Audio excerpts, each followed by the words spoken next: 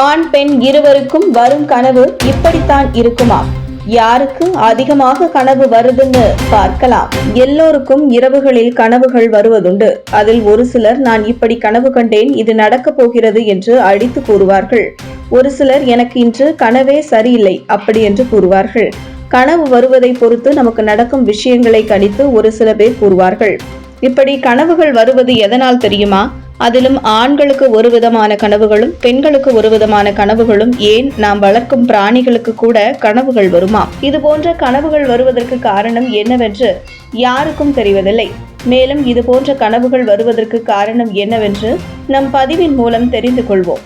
பொதுவாக நாம் உறங்குவதற்கு காரணம் என்ன தெரியுமா? நம்முடைய உடலும் மூளையும் ஓய்வு எடுப்பதற்காக உறங்குகிறோம்.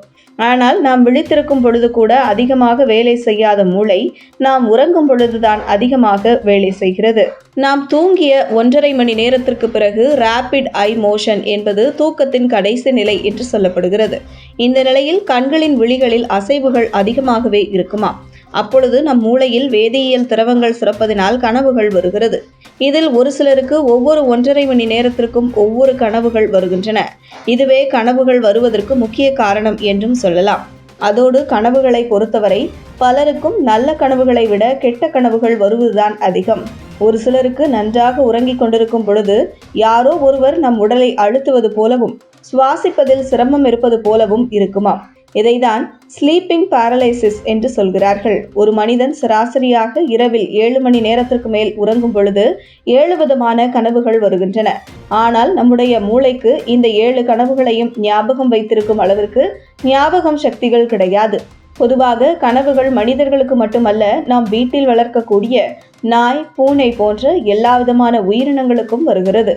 பொதுவாக ஆண்கள் காணும் கனவுகளில் ஆண்கள் தான் அதிகமாக இருப்பார்கள். பெண்கள் குறைந்த அளவில் இருப்பார்கள். ஆனால் பெண்களுக்கு வரக்கூடிய கனவுகளில் இருபாலரும் சம அளவில் இருப்பார்கள். இரவில் ஒரு மனிதன் 8 மணி நேரமாவது உறங்க வேண்டும். அப்படி உறங்கினால்தான் நமது மூளையும் உடலும் சுறுசுறுப்புடன் பகலில் செயல்படும். உறக்கம் கம்மியாக இருந்தால் கெட்ட கனவுகள் வருமாம். மேலும் நாம் உறங்கும் பொழுது நல்ல விஷயத்தை நினைத்தால் நல்ல விதமான கனவுகள் வரும். இதுவே ஒரு பேய் படம் பார்த்துவிட்டு அதே நினைப்புடன் குழந்தைகள் படுத்து உறங்கும் பொழுது இரவில் திடீரென்று எழுந்து பேய் வருது என்று அலறுவார்கள். இது எல்லாவற்றிற்கும் காரணம் நமது மன பிரம்மையே. ஆதலால் கனவுகள் வருவதால் அது நடக்கும் அப்படியே என்பதெல்லாம் அறிவியல் பூர்வமாக நிரூபிக்கப்படவில்லை. இது போன்ற முக்கிய நிகழ்வுகள், அரசியல் தகவல்களை ஆழமாக மாறுபட்ட கோணத்திலும் அறிந்து கொள்ள மறக்காமல் பாரத் மெயில் 24 பக்கத்தை பின்பற்றிக் கொள்ளுங்கள். உங்கள் ஒவ்வொரு ஆதரவும் இது போன்ற பல நிகழ்வுகளின் பின்னணியை அறிய உதவும்.